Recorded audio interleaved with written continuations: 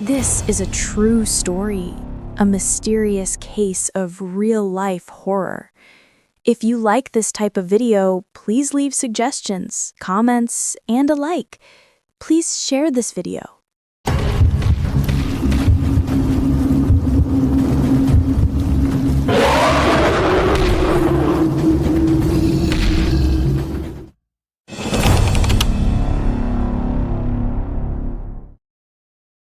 Imagine a city where hundreds of people begin to dance without stopping, days and nights in a row, without music, without celebration, without apparent reason. They dance until their feet bleed, until they faint from exhaustion, until death. This is not fiction. It's not legend. It's a real event, documented in detail, that happened in the middle of summer 1518 in the city of Strasbourg.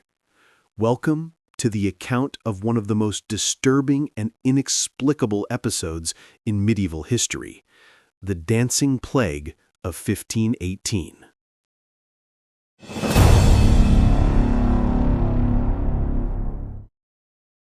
The First Dancer. July 1518. The narrow streets of Strasbourg, a prosperous city in the Holy Roman Empire, awakened to another suffocating summer day. Suddenly, a woman named Frau Troffea leaves her house and begins to dance in the main square. There are no musicians, there's no party. She simply dances. And she doesn't stop. She dances for hours. The sun sets, night falls, and Frau Troffea keeps moving. Neighbors watch, first curious, then worried. Her husband tries to take her home. She resists and continues dancing. An entire day, then 2, 3, 4 consecutive days of uninterrupted dancing. The contagion begins. But then, something even stranger happens. A week later, 34 people join her, all dancing with the same frantic urgency, the same compulsive movements. They cannot stop, even when they beg for help. The authorities become alarmed. Doctors are called. Priests perform prayers, but nothing works. And the number only increases.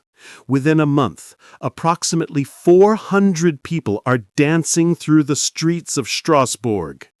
The city has entered total panic.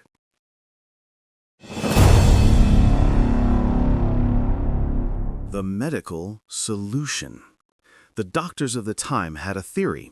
This was caused by hot blood, an imbalance in bodily humors that could only be cured by dancing more. Yes, you heard correctly. The authorities of Strasbourg, following medical advice, decided that the best solution was to encourage even more dancing. They built wooden stages in public squares, hired professional musicians to play day and night, opened 2 dance halls, and paid healthy dancers to dance with the afflicted. The logic was simple. If they let people dance until total exhaustion, they would expel the disease from the body. The catastrophic result. The strategy was an absolute disaster. With loud music and dedicated spaces, more people were infected. The phenomenon intensified. The dancers entered increasingly deeper trance states. Medical chronicles of the time describe horrible scenes. People dancing with bloodied feet, screams of pain while they continued moving, dancers collapsing from extreme exhaustion, reports of people dying from heart attacks, strokes, and pure exhaustion. Historical documents suggest that several people died, although the exact number is debated. Estimates range from 15 to several dozen deaths. The change in strategy. After 2 weeks of chaos, the authorities finally realized their mistake. They closed the dance halls. banned all public music, prohibited dancing in the streets, began transporting the dancers to religious sites. The city changed its approach from medical to spiritual.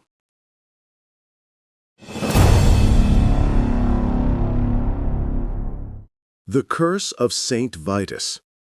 In the medieval worldview, unexplainable diseases were often attributed to supernatural causes, and Strasbourg had a specific belief, the Curse of Saint Vitus.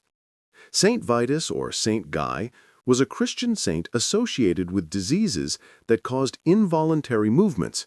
What we know today as Sydenham's chorea was called at the time Saint Vitus's dance. The population believed that Saint Vitus could curse those who disrespected him, causing uncontrollable dancing. But he could also cure them if properly honored. The Sacred Pilgrimage. The authorities organized a mass pilgrimage. The dancers were taken to St. Vitus's Chapel in Saverne, sacred sites in the Vosges Mountains, shrines dedicated to the saint.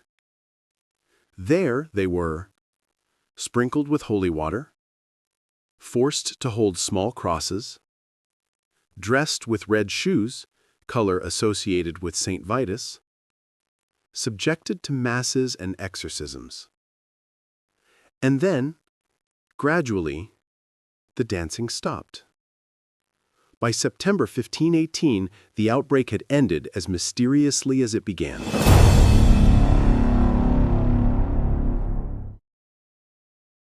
Ergot poisoning. The most popular theory among modern historians involves a fungus called Clivoceps purpurea, which infects rye and other grains. This fungus produces chemical compounds that include lysergic acid, the precursor to LSD. Ergot poisoning causes intense hallucinations, muscle spasms, convulsions, and involuntary movements. Evidence in favor.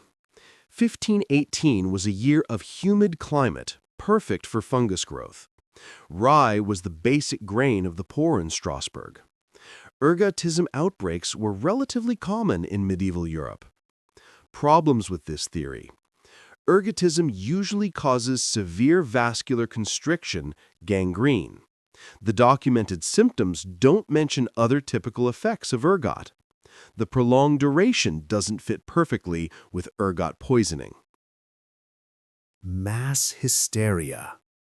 Many modern psychologists and historians believe it was a case of collective hysteria or mass psychogenic disorder. The context was perfect for this. Extreme stress.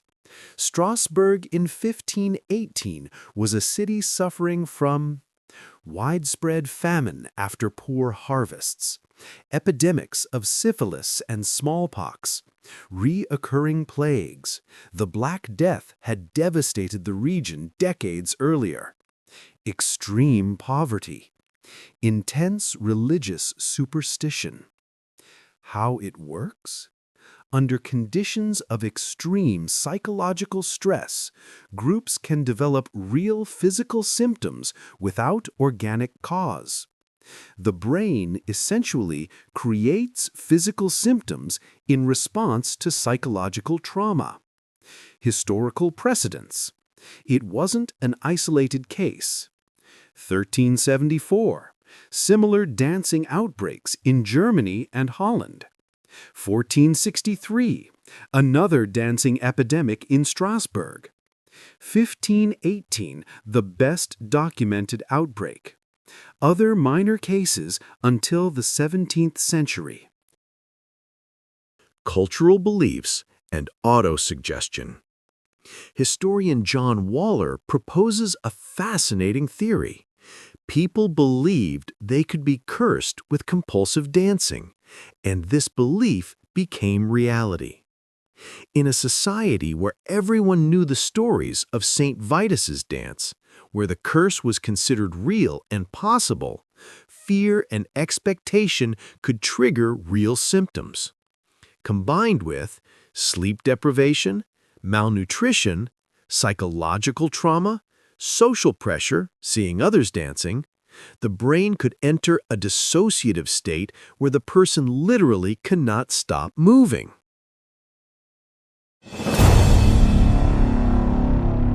Historical documentation. What makes this event so fascinating is the amount of documentation. Detailed medical records from physician Paracelsus, sermons from local priests, letters from citizens, municipal council records, notes from visiting doctors. It's not a legend, it's documented history. Similar cases, dancing outbreaks occurred in other places. Before 1518, Aachen, Germany, 1374, thousands of people. Cologne, Germany, 1374. Metz, France, 1374. After 1518, other minor cases in the 16th century, the phenomenon gradually disappeared with the Enlightenment. What does this teach us? The dancing plague of 1518 reveals something profound about the human condition. 1. The mind-body connection. The brain can create real and devastating physical symptoms. The line between psychological and physical is thinner than we imagine. 2. The power of collective belief. In societies with strong cultural beliefs, these beliefs can manifest in tangible and measurable ways. 3. Collective trauma. When entire populations suffer prolonged extreme stress, the result can be behaviors that seem incomprehensible to outside observers. 4. The limits of medicine.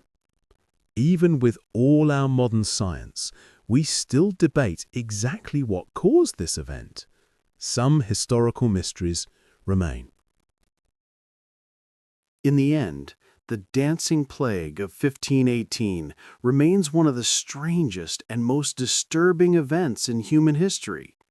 Hundreds of people trapped in a collective trance, dancing until exhaustion and death. Was it ergot? Was it hysteria? Was it cultural belief?